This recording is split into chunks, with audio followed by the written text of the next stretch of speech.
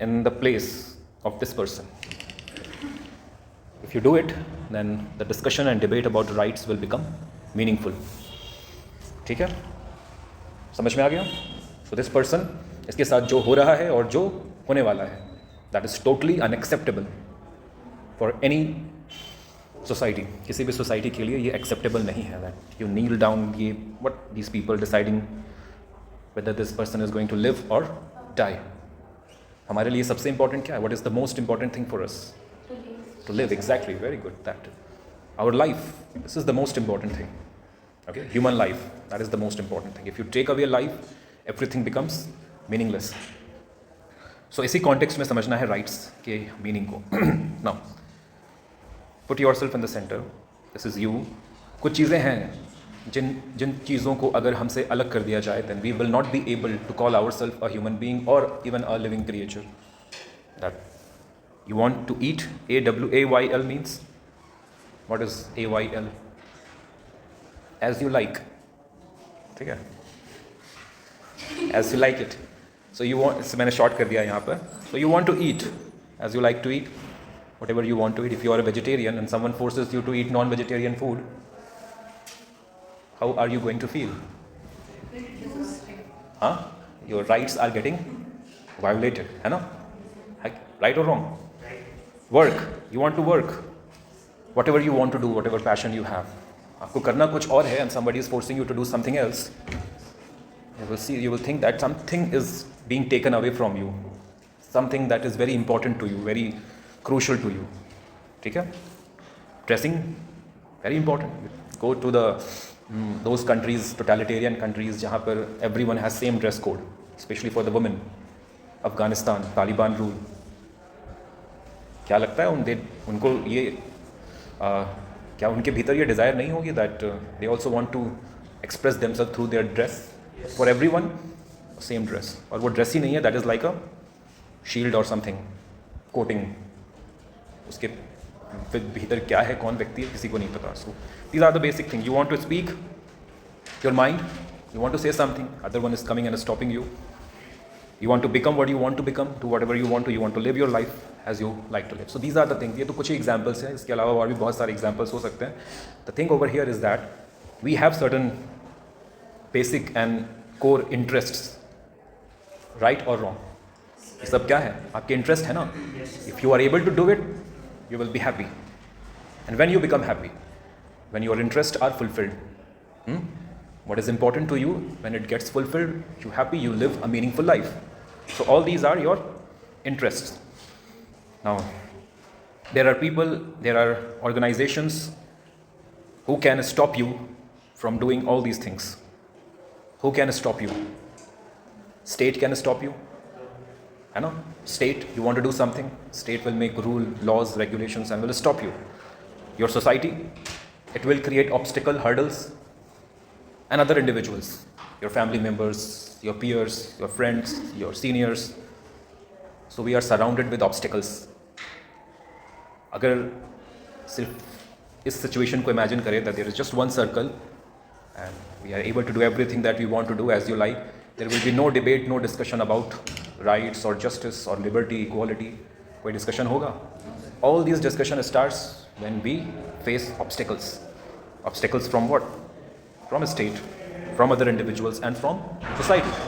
तो जब आप obstacles face करेंगे, you will make claims. Will you sit silently or will you raise your voice? If there are certain things which is stopping you from doing all these what you want to do, you will raise your voice. और आप जब voice raise करेंगे, that is going to be a claim. You will make claim to the state, to the society, that let me do what I want to do. ये claim आप करेंगे ना? You will put your demands. लोग demand करते हैं. Or you can even appeal. If you want to do it in a civil manner, then you will appeal to the government, to the state, to the society that please let me do. You will request, please let me do what I want to do or what I want to be. Claims, demands and appeals. These are going to be made to whom? To the state, to the society and other individuals. What these claims, demands and appeal, यहाँ तक समझ में आया? Very important. अगर समझ में नहीं आ रहा then I will repeat. यहाँ तक समझ में आया? योर बेसिक इंटरेस्ट, आपके कुछ बेसिक फंडामेंटल इंटरेस्ट होते हैं, अगर उन इंटरेस्ट को आपसे अलग कर दिया जाए तब आप एक मीनिंगफुल लाइफ नहीं जी पाएंगे। और जब उन इंटरेस्ट को खतरा हो, चाहे स्टेट से, चाहे सोसाइटी से, या फिर अदर इंडिविजुअल से, then you will claim that your interests are protected, your interest are safeguarded. यहाँ तक क्लियर है? Now these claims, these demands and these appeals are going to be, it will either be to protect your interest. आप ये claim demand दो cases में करेंगे, या तो आप चाहेंगे कि आपका इंटरेस्ट जो है वो प्रोटेक्टेड हो, somebody is harming your interest and you want to protect it, so your claims will be to protect your interest. दूसरा, to be left alone in one's sphere. This is also to liberty की हम बात कर रहे हैं, you want to be left alone in your own sphere and be able to do whatever you want to do. अब यहाँ पर आता है राइट्स का definition. Okay, so now we are अब हम इस पोजीशन पे है कि we can define what is right. ये डेफिनेशन है राइट का, और sorry rights, and you need to understand it very well. What are rights? दिखाई दे रहा है? Rights are those claims, what happened? Rights are those claims, demands और appeals which are made by an individual to a state or society in order to safeguard their liberty and vital interests. अपने interest को safeguard करने के लिए आप जिन भी demands और claims को करते हैं, either to society or to state or to other individuals, those claims are what? Rights. So this is a long sentence, but you can simplify it and say that rights are your interests, your basic interests. अब थोड़ा meaningful हुआ, which is more easy saying that rights are अधिकार और rights are one's basic interests, vital interest. कौन ज़्यादा meaningful है? Basic interest. So wherever your basic interests are involved, you will use the language of rights. ठीक है? कल होकर exams हो गए, आपके रिजल्ट्स नहीं आ रहे हैं, ठीक है? एक सेमेस्टर बीत गया, 2 सेमेस्टर, 3 सेमेस्टर, तो your interests lies in proper and timely declaration of results. And you go to the COE office and you will say that our rights are getting, protest करेंगे आप? करेंगे ना? तो जहाँ भी rights की बात हुई, that means some interests are involved. So your interest as a student, if it gets violated, then you will talk about it in terms of rights. ठीक है? So what are rights? These are basic interests. Such interest, if it is taken away from us, we will not be able to function properly. Understood? Now, तो right समझ में आ गया। Let's come to human rights. आप सभी ने aquarium देखा है? या फिश बॉल? फिश बॉल को इमेजिन करिए, एंड फिश बॉल के भीतर एक गोल्ड फिश है, ठीक है? That happily swimming inside the fish bowl. You take that fish out and put it in air, बाहर निकाल कर रख दिए।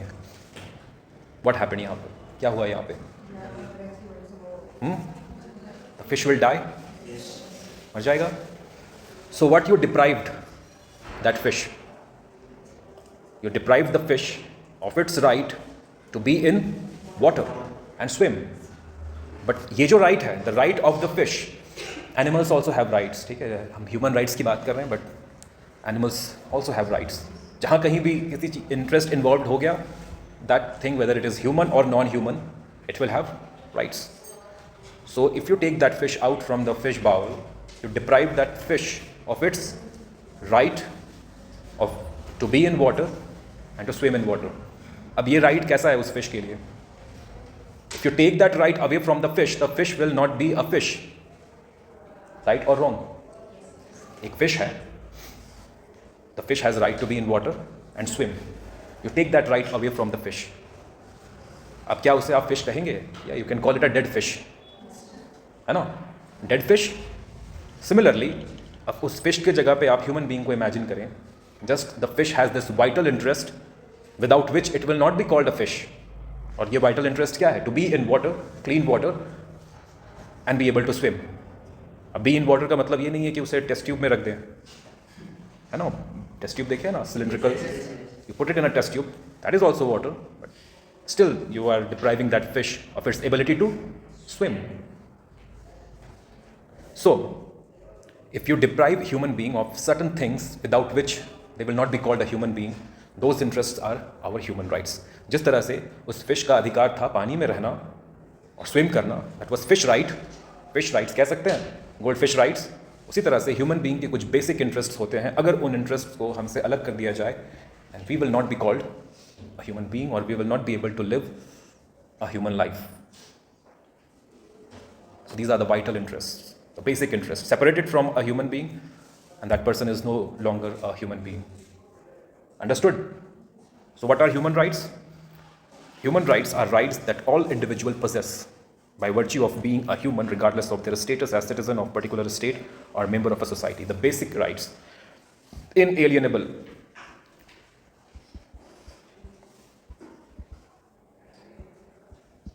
Have you heard this word before, inalienable? No, sir. Alien मतलब क्या होता है? दूसरे, foreign मतलब other planet.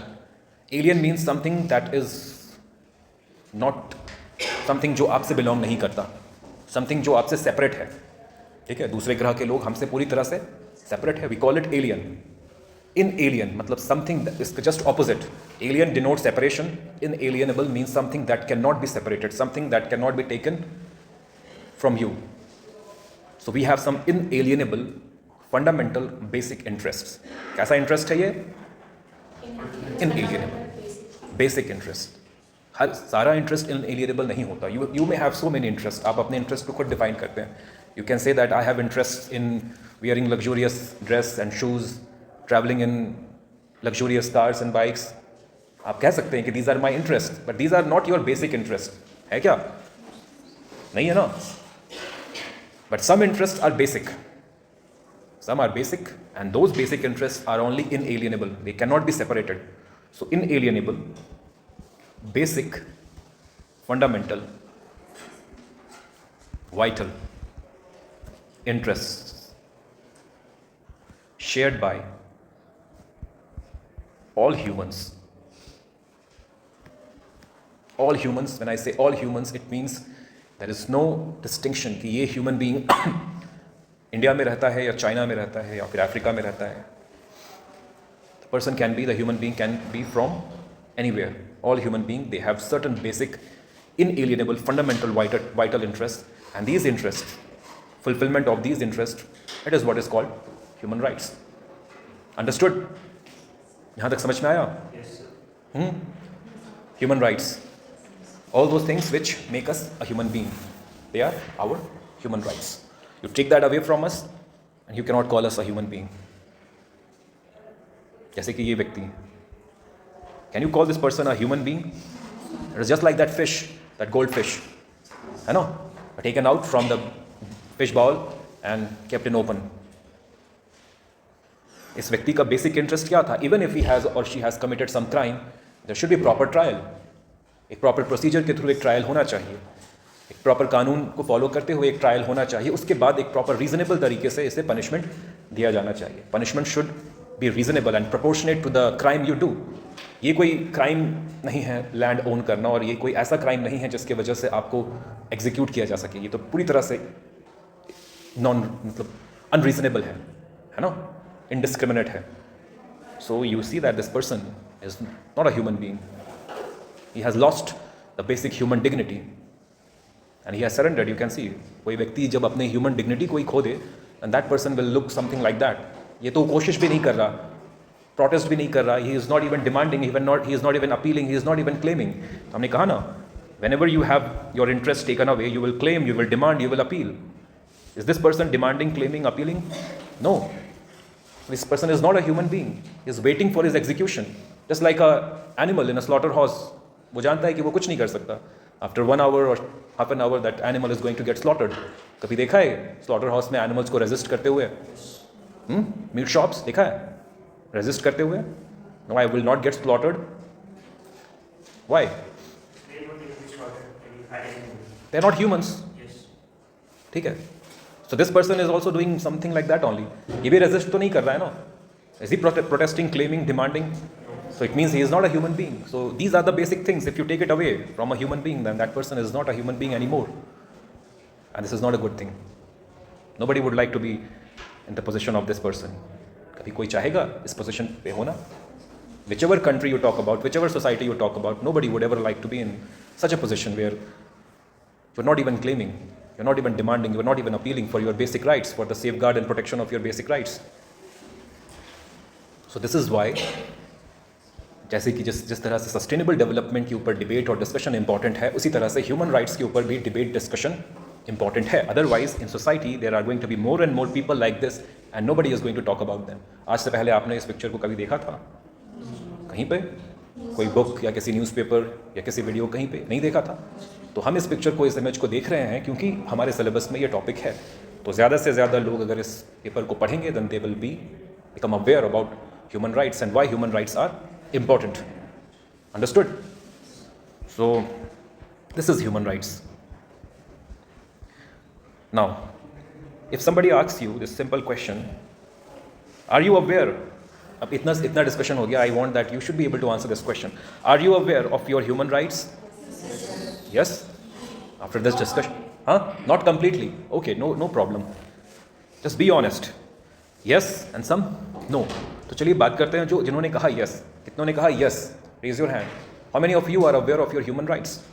After this discussion, 1, 2, 3, half of the class. अब बाकियों को अभी भी नहीं पता. क्यों नहीं पता?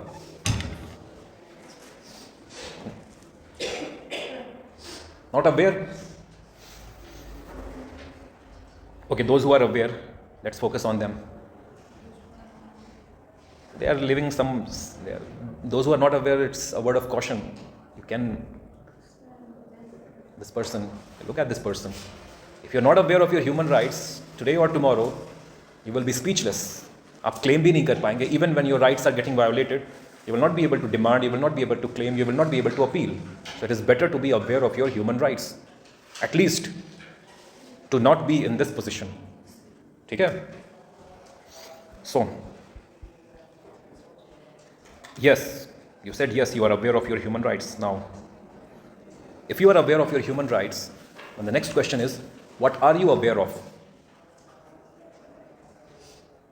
किस चीज़ को लेकर अवेयर है आप? मैंने कहा कि आप अपने ह्यूमन राइट्स को लेकर अवेयर हैं या नहीं. आपने कहा हाँ मैं अवेयर हूँ.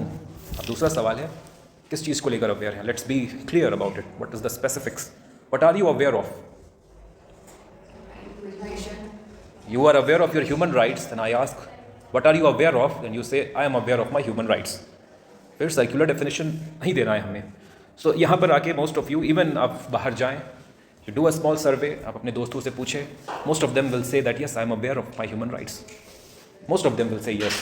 बट आप जैसे ही सेकंड सवाल पूछेंगे, okay then what are you aware of, and the person will go blank, not be able to take the discussion forward.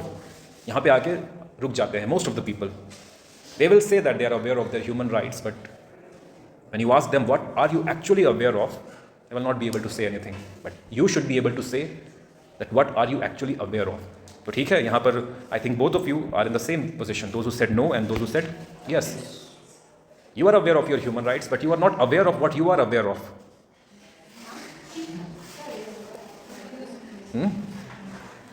थोड़ा कॉन्ट्रडिक्टरी हो गया, बट ऐसा ही होता है. You are aware of your human rights. You said right. So you are aware of your human rights, but you are not aware about what you are aware of. शब्दों का खेल है, बट ये आपकी परिस्थिति को एकदम सही तरीके से डिफाइन भी कर रहा है. That I am aware of something but I am not aware of what I am aware of.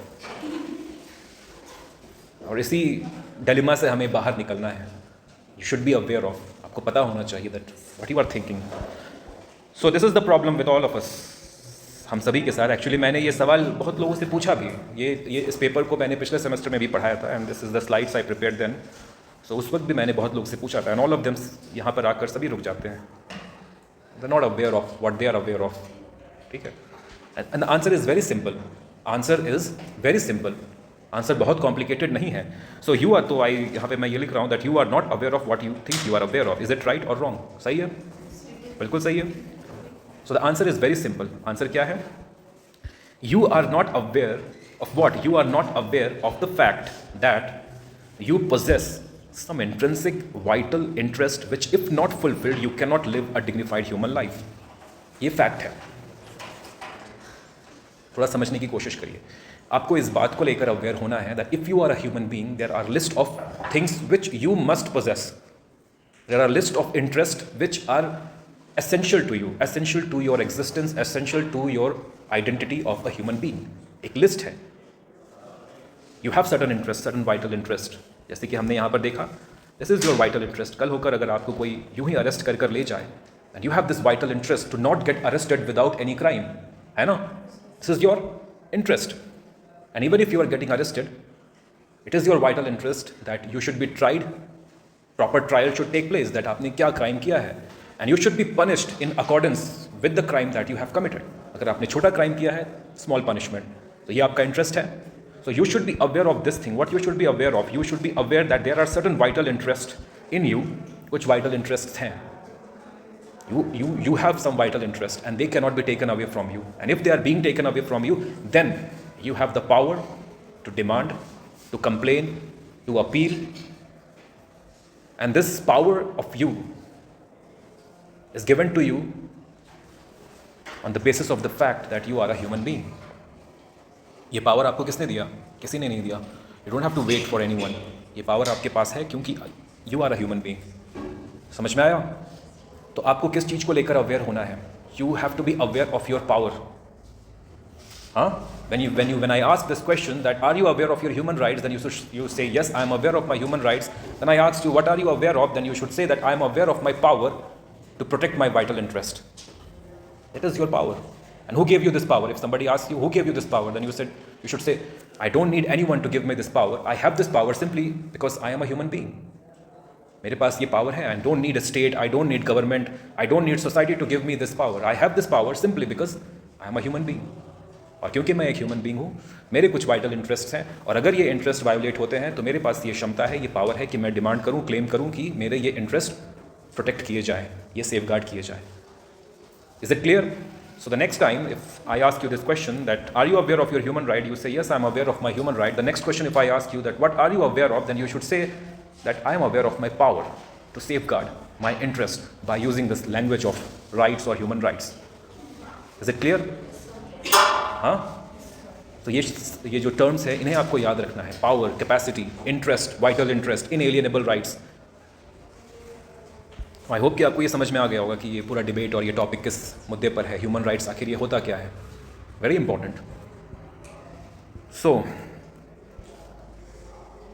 थोड़ा और इसे डिटेल में देखते हैं. So you possess some intrinsic means something that is in you, not given to you by anyone. ये आपके भीतर है. The moment you were born as a human being, you got these things just on the fact that you are a human being. So these are intrinsic interests, demands which if not fulfilled you cannot live a dignified life. और ये interest कैसे हैं? ये positive भी हो सकते हैं और negative भी हो सकते हैं. देखिए यहाँ पर आपको समझना है, positive ये जो word है और negative ये जो word है, positive does not mean over here something that is good, or negative does not mean over here something that is bad. Positive means presence, आपको समझना है. Positive presence. Negative means absence of something.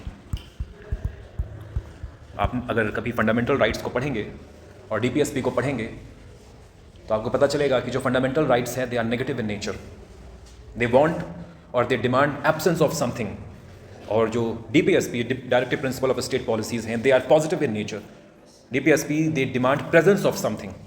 So when you demand absence of something, that means you want the state to be not present in your private life. आप क्या कह रहे हैं? State का आपके प्राइवेट लाइफ में intervention ना हो, सोसाइटी का आपके प्राइवेट लाइफ में इंटरवेंशन ना हो, किसी दूसरे इंडिविजुअल का आपके प्राइवेट लाइफ में इंटरवेंशन ना हो. Wherever you are using this word ना, we're talking about your demands are which type of demand? Negative demands. Unnecessarily अगर कोई आपके लाइफ में इंटरफेयर कर रहा है and you are saying that do not interfere, then what type of demand you are putting?